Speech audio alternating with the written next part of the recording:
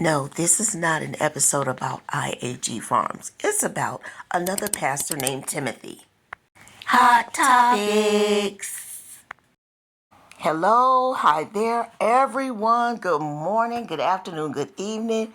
I'm coming to you today to tell you thank you for subscribing. Hit the like button and leave your comments below. We're talking today about something my sister brought to my attention. She said, please react on this. Pastor Timothy. Another Timothy. Pastor What is with Timothy that name? Everett, a pastor in New York, gets into it at a funeral. Look, I don't care what goes on, but you don't need to get into it at a funeral. But when people go to funerals, what they don't realize is a lot of the times at funerals, there are a lot of different spirits, because what happens is the body is in the funeral home. They take care of the body in the funeral home. However, that funeral home has had a multitude of people coming in and out, having bodies transferred in and out, and spirits go with those bodies. The transference of spirits can happen anytime, and thus, when the body is brought into the funeral itself, we don't know what's attached to it. So sometimes you'll see that when people are at funerals, there's a lot of crying, a lot of thought-provoking process going on, and a lot of different spirits entering into the funeral for those who are attending. That's why funerals can bring out the worst of people at times. Out in the name of Jesus, out of here.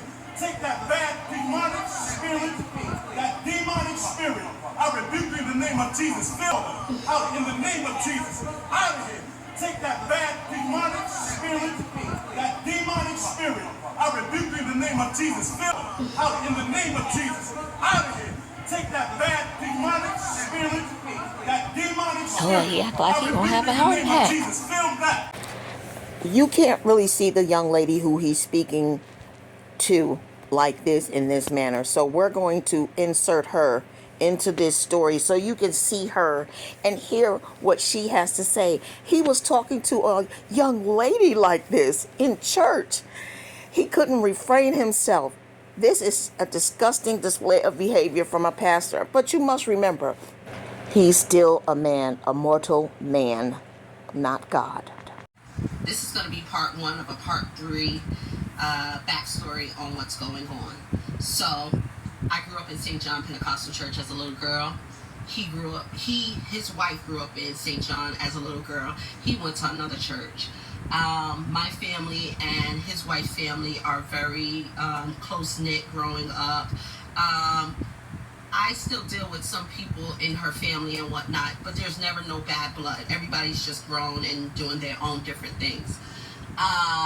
Moving along, I never had an issue with this pastor. Neither have I ever had an issue with his wife. I actually call his wife, auntie. Okay, everyone, it sounds good so far. It sounds nice and calm and patient so far. There's nothing to get us all riled up about. So I'm saying to myself, okay, let's continue. Shall we continue? Okay, let's continue. Auntie and stuff like that. Her grandmother is my godmother. Her mother is my god sister. Like, we are really like family, but everybody has gone their different ways. But still, there's no drama between my family and his family. Just want to give you guys just a little back history on how we know each other and how long we've known each other. Also, my grandmother used to pastor this same church also. My grandmother died in 2018. Then it was another pastor that started pastoring. She just died recently, and he has now control of the church some way, somehow. Died recently, and he has now control of the church some way, somehow. But that's going to be more part two or part three. More part two or part three. But I just want to give you guys the back history on how we may know each other. So she just said your family and his family were very, close-knit while they were growing up. She said your family and his wife's family were very close knit. So the families were very close knit.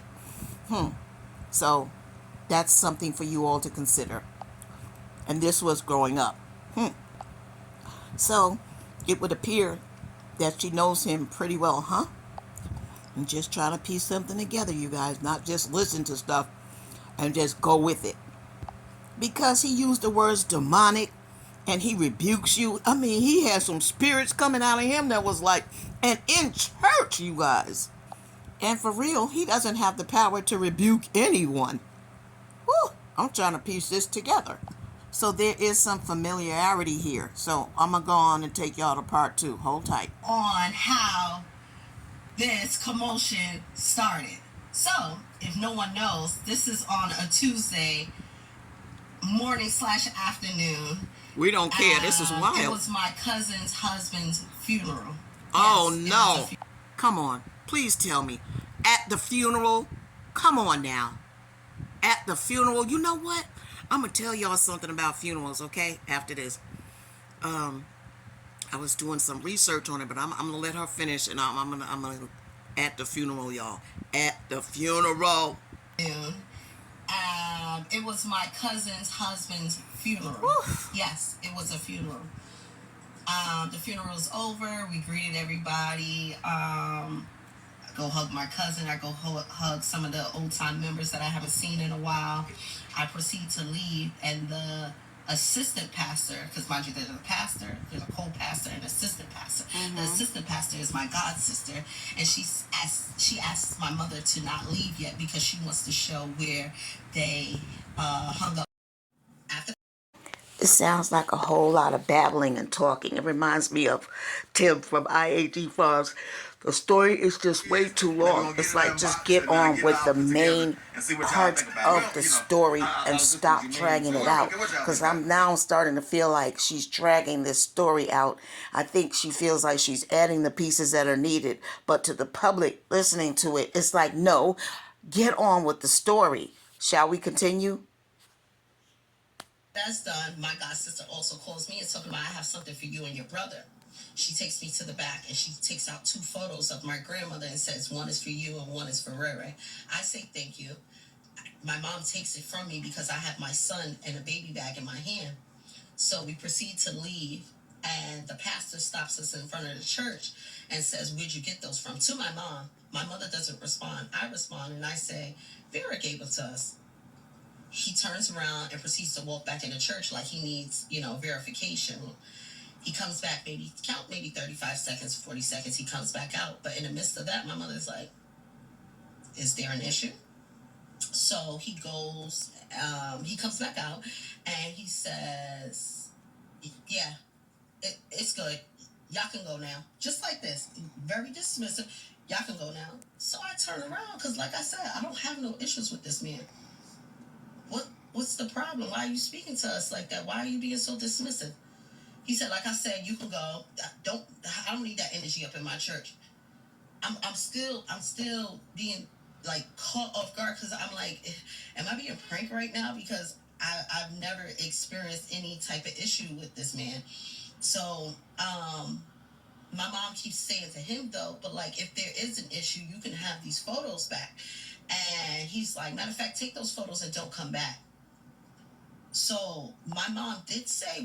And so you see, now the story is really developing and is falling into its place. It's hard to tell when you first see these stories. My sister was insisting upon me reacting on this. And I'm glad I did, because you can't judge a book by its cover. Okay, so it appears that the pastor is very much out of place, which he is. But at the same time, don't antagonize the situation. Let's continue. So my mom did say when he did say that, nigga, what? Okay, now I see where the problem is. It's easy to want to pick a side when you first hear this story, but that's when the conversation went completely left, because you should never call anyone the N-word, especially if it's in church, and especially as the pastor, or anyone for that matter. When he asked, where did you get the pictures from? It just was a simple response. I got it from X, Y, and Z. As usual, here's a conversation that went left that could have just went by.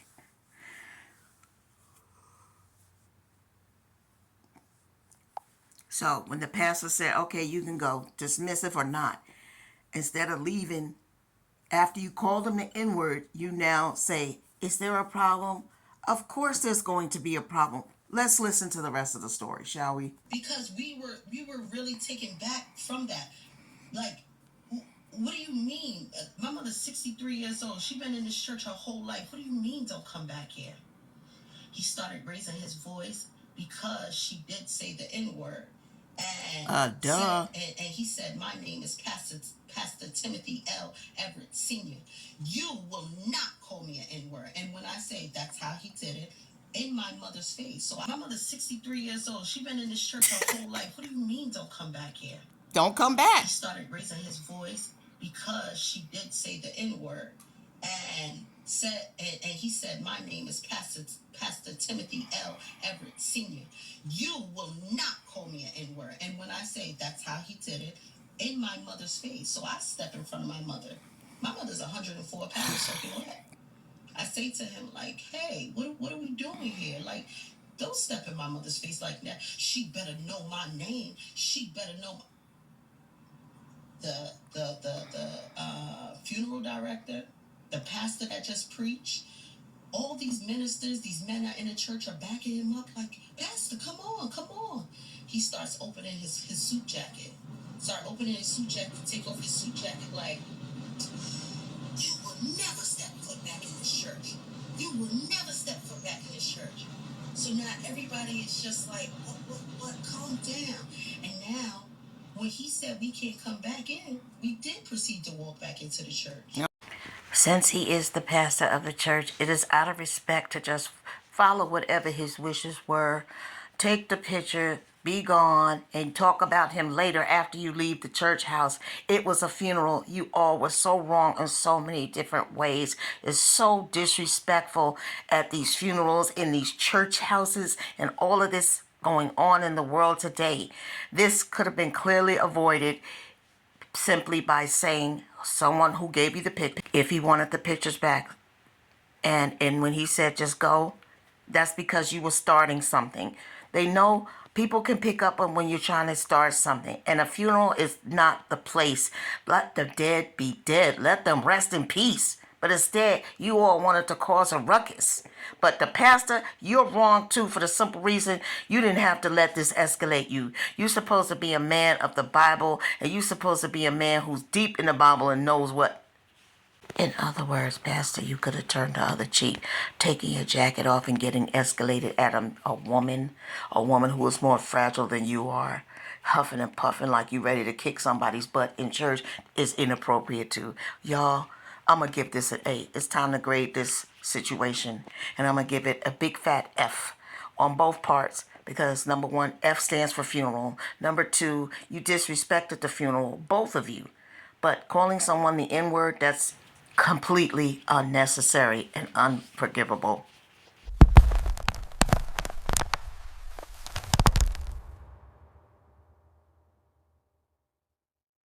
The church.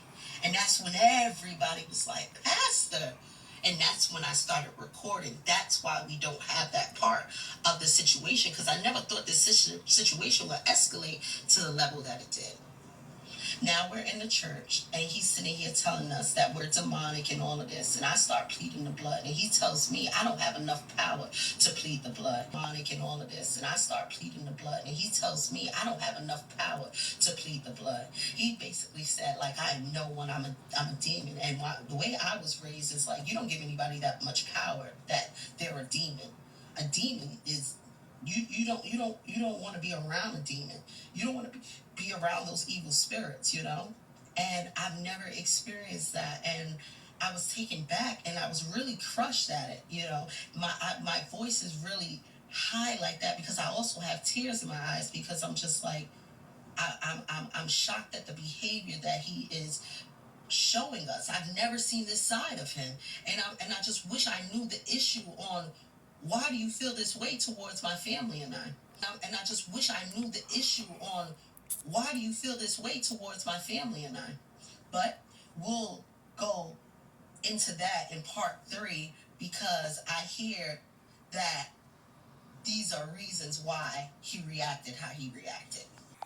I think at the end of the day, when there was pushing involved and shoving, it would just be simple enough to call the police and call it a day, because you shouldn't be putting hands on anyone. A man shouldn't be putting hands on a woman, and vice versa.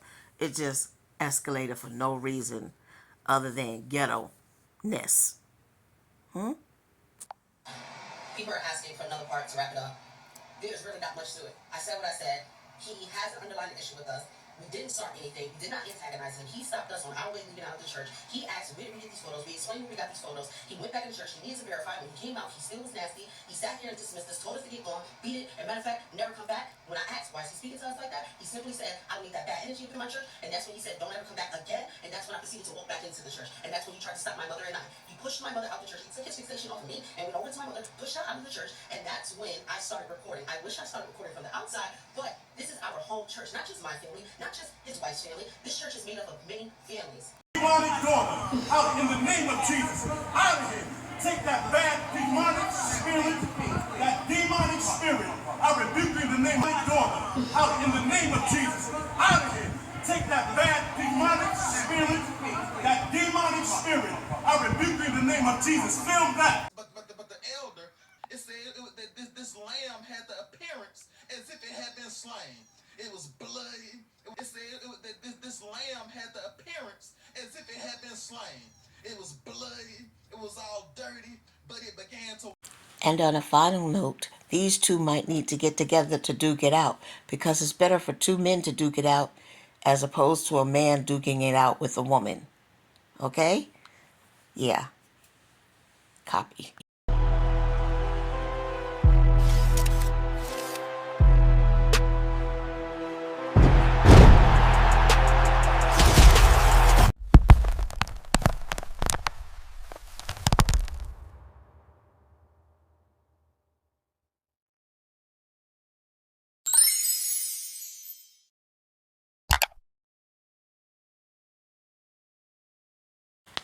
Water must seek its own level. So, thank you all for stopping by, and we'll see you again real soon now. Have a blessed day and week.